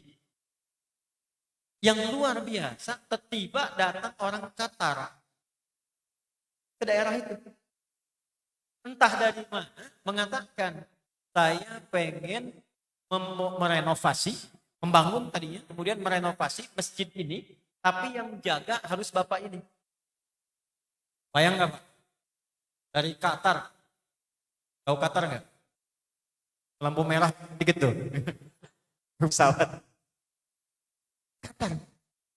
Kok bisa datang ke Indonesia, ke Pasar Rebo? Nemuin seorang bapak mengatakan, saya pengen renov masjid ini, nanti yang jaga harus Bapak. Nah, singkatnya, jadilah masjid. Jaga. Itu dari yang buka pintu, yang adzan, yang rawat, ditekuni. Apakah rezekinya hilang? Tidak. Makannya enak aja. Nikmat kehidupannya. Saat waktunya adzan, yang adzan beliau menikmati, tidurnya bisa di dalam masjidnya. Yang paling menarik tiba kemudian Kamis. Yang Rabu ya. Kamis. Beliau puasa. Ba'da asar, saya masih ingat betul. Ba'da asar. Itu Masya Allah, cuma nunggu buka Pak, sambil tidur-tiduran. Merem-melek. Allahu Akbar. Ya ayyatuhan nafs mutmain. Meninggalnya di tempat yang sedang beliau jaga, dalam keadaan sedang puasa, di rumah Allah yang Maha Kuasa, wafat dalam keadaan indah. Dan ingat sakaratul maut itu nanti akan ada kebiasaan sesuai dengan aktivitasnya. Ya, saya lihat kemarin itu Masya Allah, di Rifki itu sedang sholawatan, karena rajin sholawat. Muhammad sholli ala sayyidina Muhammad, nikah. Ada yang kemarin di Saudi, lagi ngajar Syekh, menerangkan la ilaha illallah. La ilaha illallah itu begini, la ilaha illallah, meninggal. Ini beliau ahli masjid, di masjid dia bukan kiai, bukan ustaz. Tidak harus jadi seorang kiai untuk menjadi hamba Allah yang terhormat dalam pandangan Allah. Cuman merem-melek, meninggal. Itu hati-hati tuh belakang tuh, merem-melek tuh. Ke belakang. Meninggal. Dan meninggalnya terjaga. Ya, itu Al-Muharram namanya.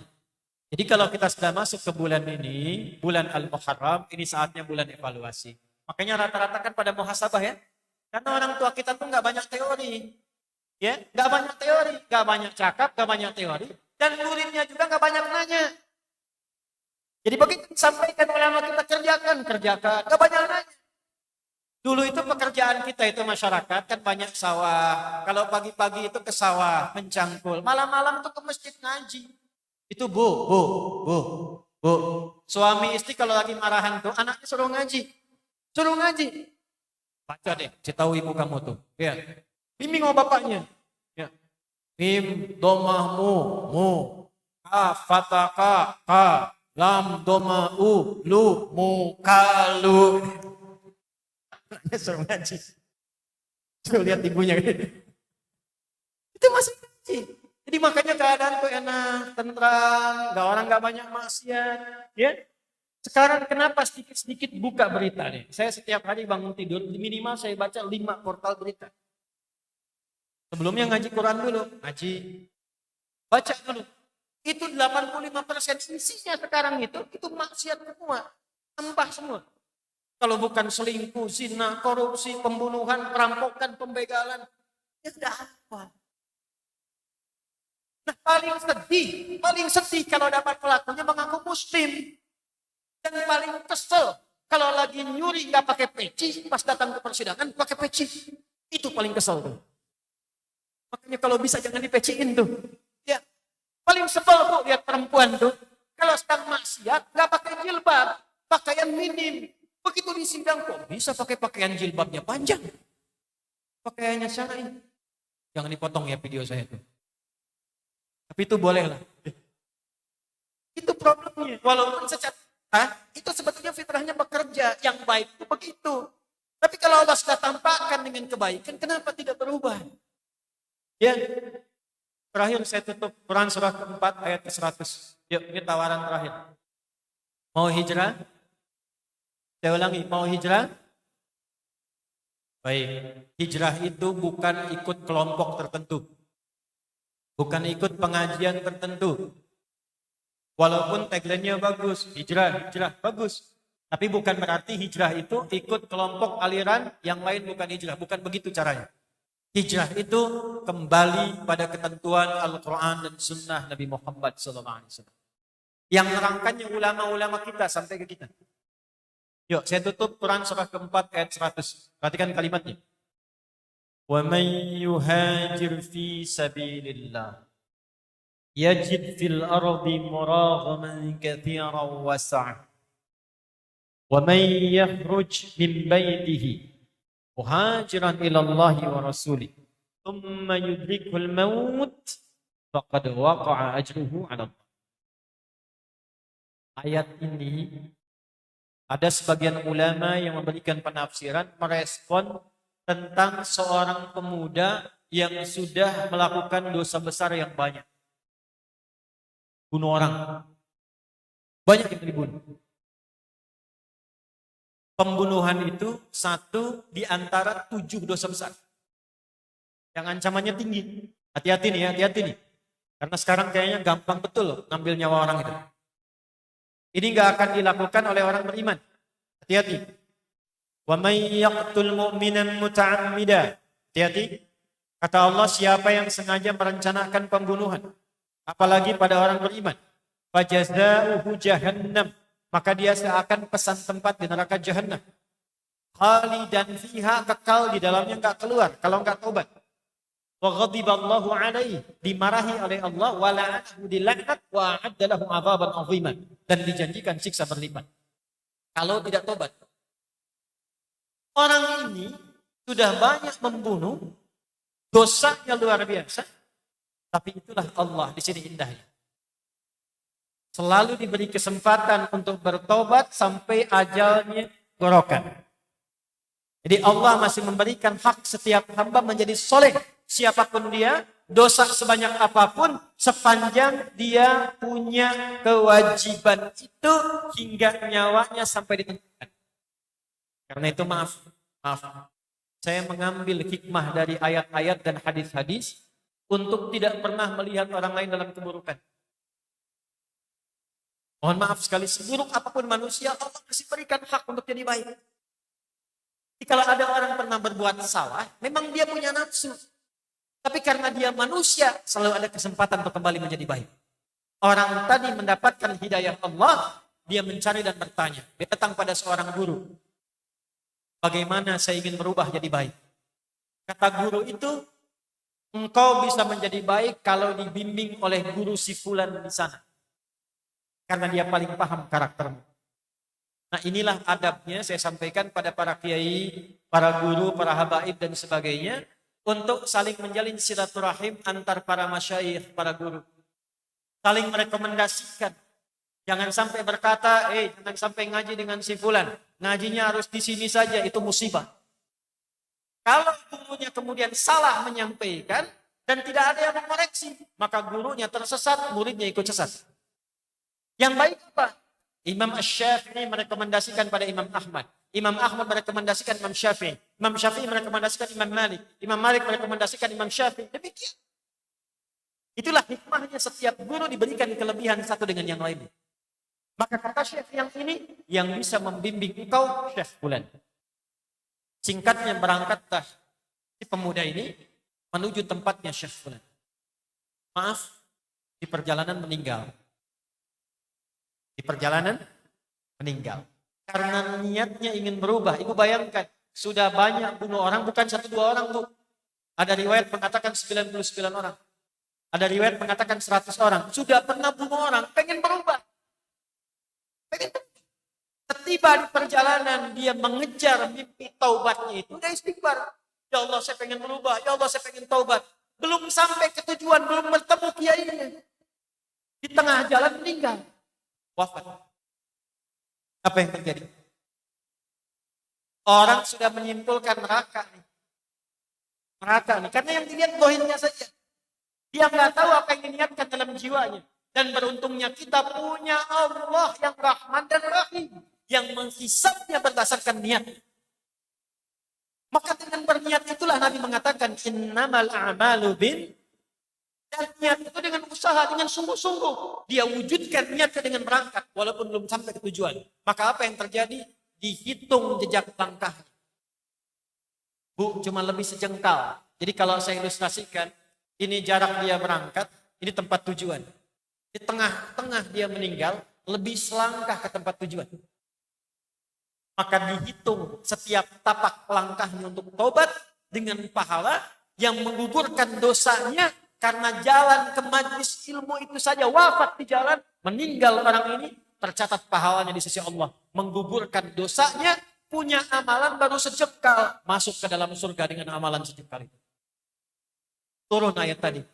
Wa may yakhruj min baitihi muhajiran ila Allahi wa rasulih. Siapa yang berangkat keluar dari rumahnya berniat memperbaiki diri, pengen hijrah, pengen jadi orang baik, pengen kenal Allah, pengen ikut Rasulullah, pengen jumpa Nabi di akhirat, pengen melihat wajah kanjeng Rasulullah.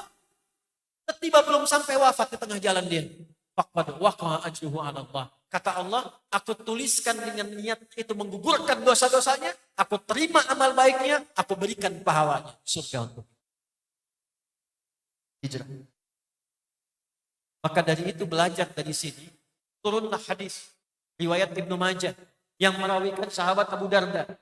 Keluar kalimat Nabi, "Man salaka tariqan yaltamisu fihi ilma, sahhalallahu lahu tariqan ilal jannah. Wa innal malaikata la tadau ajnihataha ridan li talibil ilmi." Man, laki-laki perempuan, ismun mausulun yadullu 'alal fardiyah.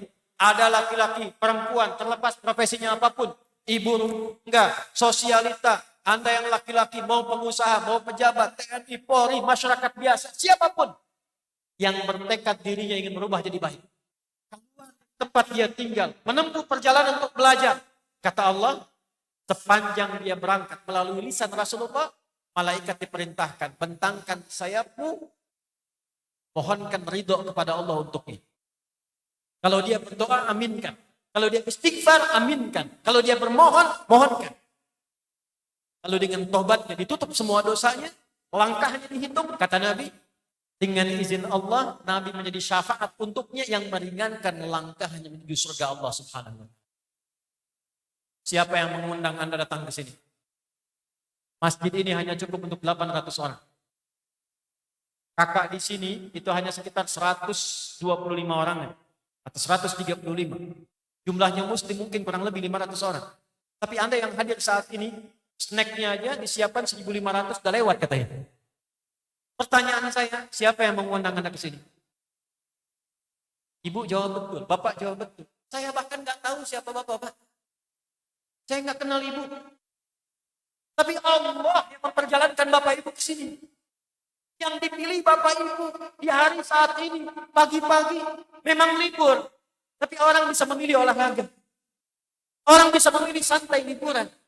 Siapa yang menggerakkan hati Anda dari kemarin sore bahkan merencanakan datang di sini? Dan semalaman Anda berharap-harap ingin dapat saf pertama. Allah. Artinya Allah sudah menginginkan Bapak Ibu berubah menjadi orang baik. Tidak cukup dengan amin. Kalau keluar dari sini belum juga jadi baik, dengan cara apa lagi Allah merubah Bapak dan Ibu sekalian?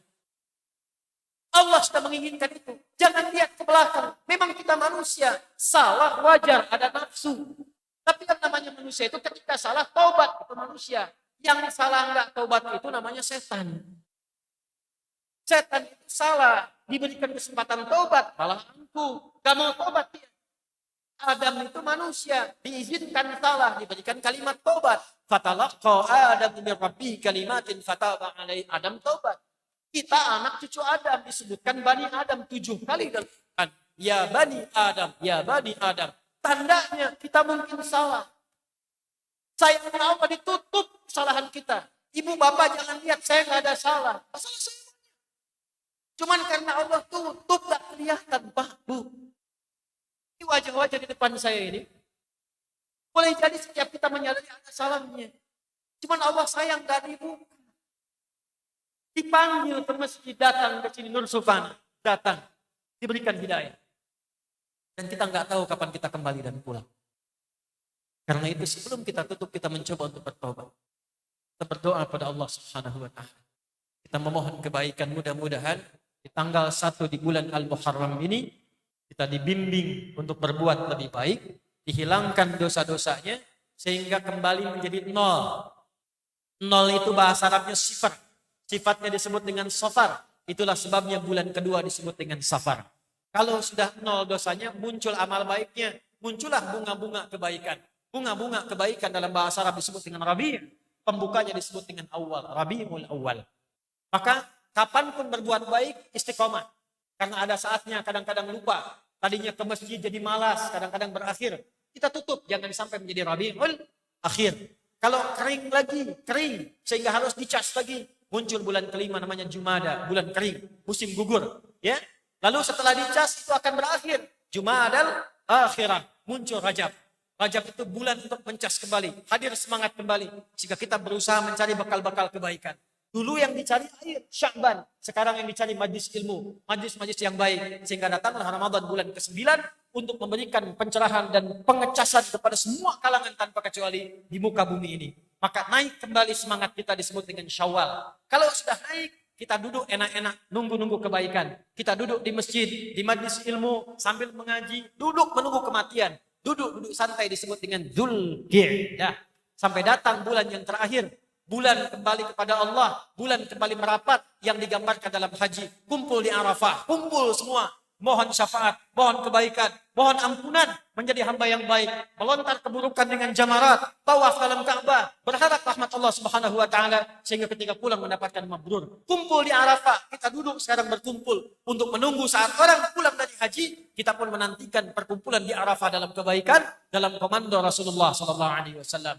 Itulah ringkasan yang disebut dengan Hijriyah. Dari mulai mencegah yang haram sampai kembali ke Arafat. Di padang Arafah kita kumpul mendapatkan syafaat Rasulullah, mendapatkan ridha Allah Subhanahu wa Ta'ala berupa jannah. Ya.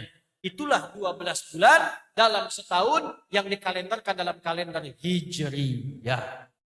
Panduan hidup. Panduan hidup. Bukan sekedar tanggal, kumpul-kumpul, merayakan, kita duduk, pulang, selesai, pasang kembang api. Bukan itu yang dimaksudkan. Jangan sampai di dunia pasang kembang api, di akhirat terancam dengan api. Ya, itu yang kita hilangkan. Kita berdoa saat ini, mudah-mudahan doa kita dikabulkan oleh Allah Subhanahu wa Ta'ala. Insyaallah komplek ini diberkahi, pastinya diberkahi dan semua jamaah dirahmati oleh Allah Subhanahu wa Ta'ala. Allahumma nahmaduka hamdan syakirin kama 'allamtana an nahmadak wa nashkurak.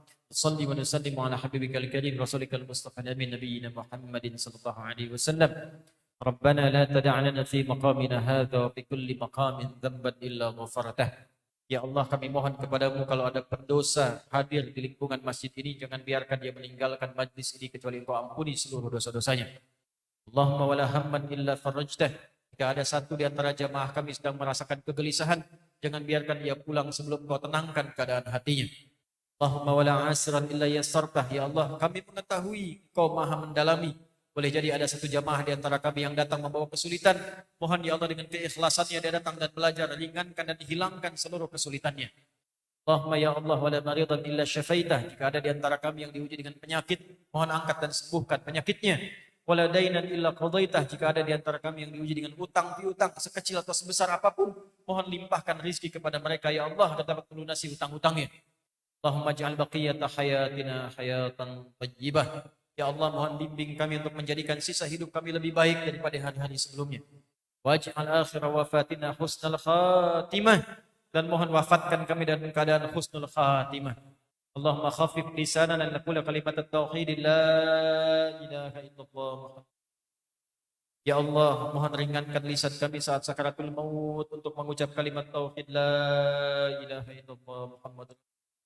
وأجب كلمتنا بقولك يا أيتها النفس المطمئنة ارجعي إلى ربك راضية مرضية فادخلي في عبادي وادخلي جنتي.